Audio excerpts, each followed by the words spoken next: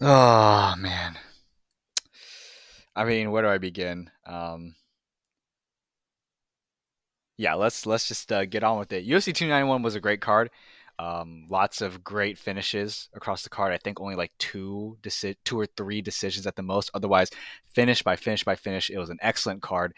Great moments, a lot of highs, and it's a lot of a lot of low lows. Dustin Poirier got knocked out, head kick round two by Justin Gaethje.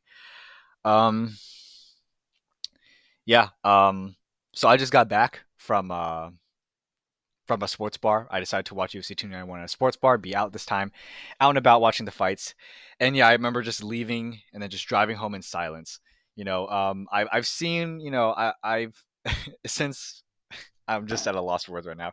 So since getting into UFC in 2021 and you know, kind of learning and discovering who my favorite fighters were and who other fighters I just didn't prefer, right? Since then, obviously, even in 2 years, you can watch a lot of fights, and I've watched a lot of my favorite fighters win fights, and I've watched my favorite fighters lose fights.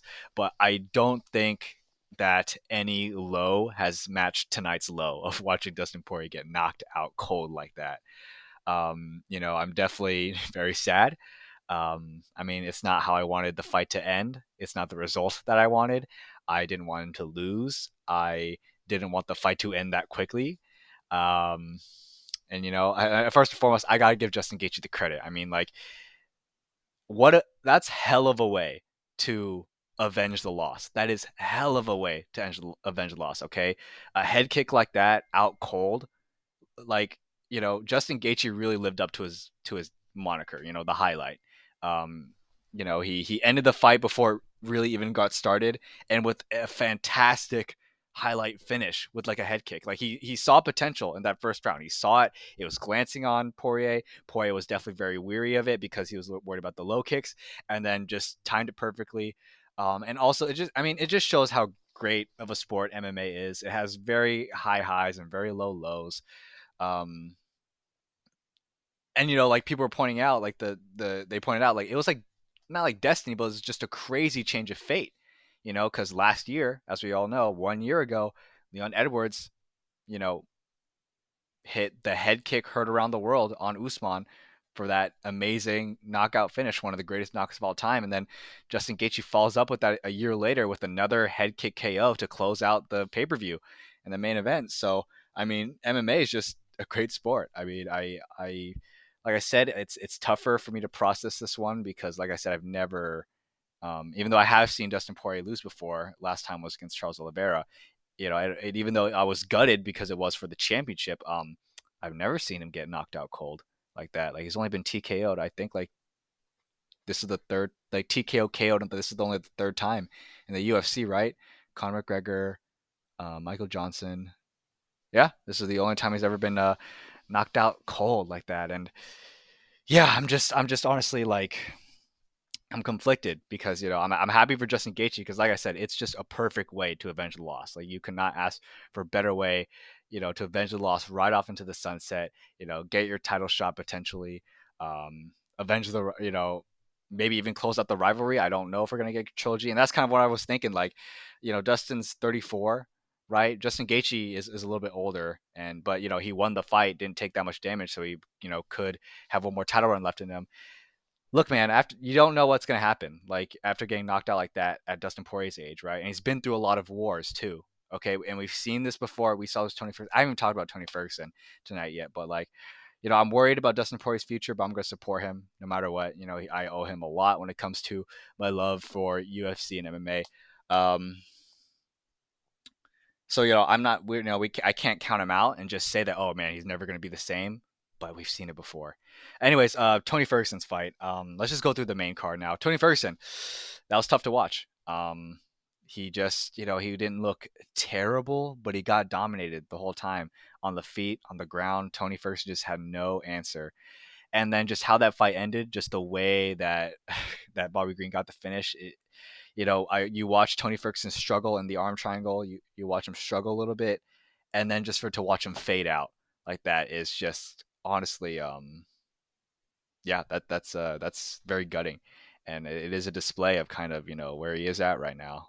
You just think about the prime Tony would you know, would not go out to that somehow. He would persevere and not stop fighting. And I hope he retires. I hope he retires. And I'd be fine if Poirier retires too after this. He's had a great career. He could call it.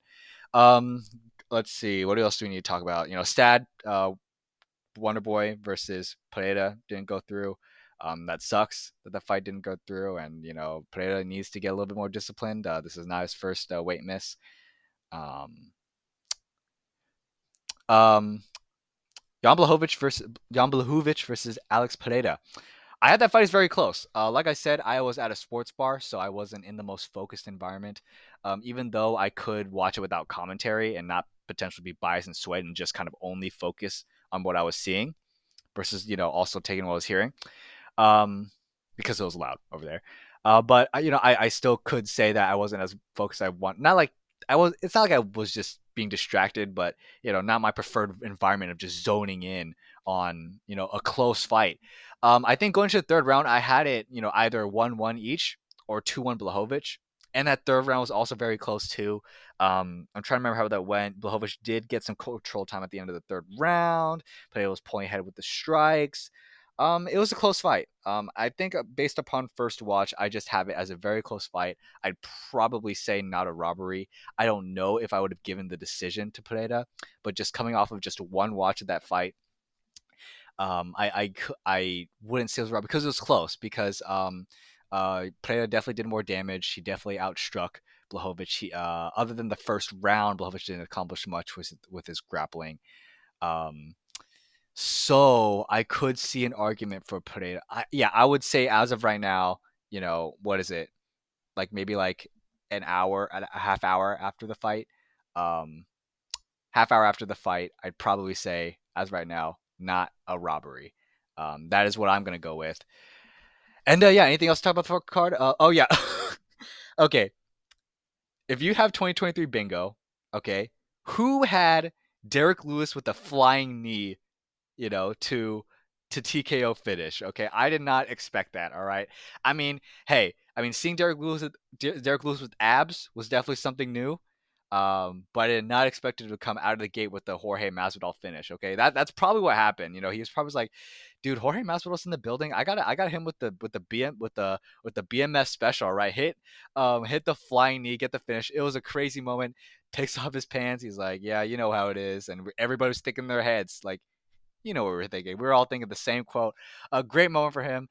Yeah. So overall, this was a card of definitely some really good highs, and like I said, a lot of consistent finishes, not many decisions. Just pretty much mostly very good performances.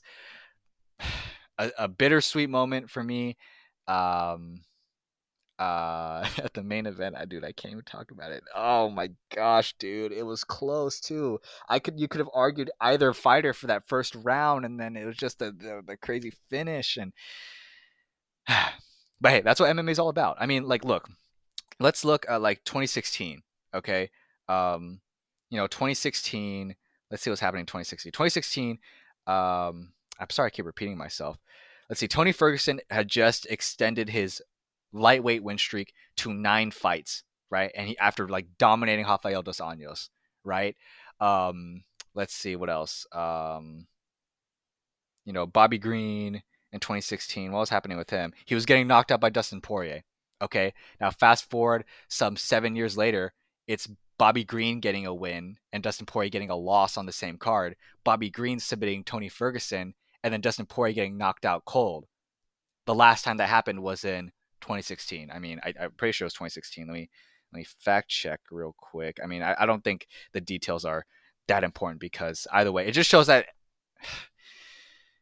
for all of its lows, okay, it gives a lot of highs as well.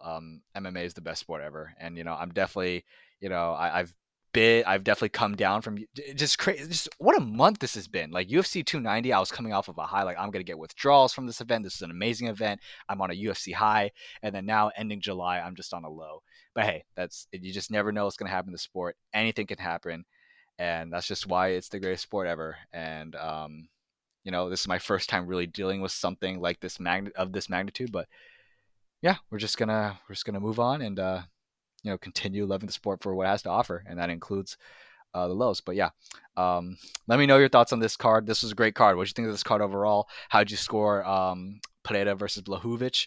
How you feeling about that Gaethje knockout? And yeah, thank you all for watching, and I'll catch you all next time.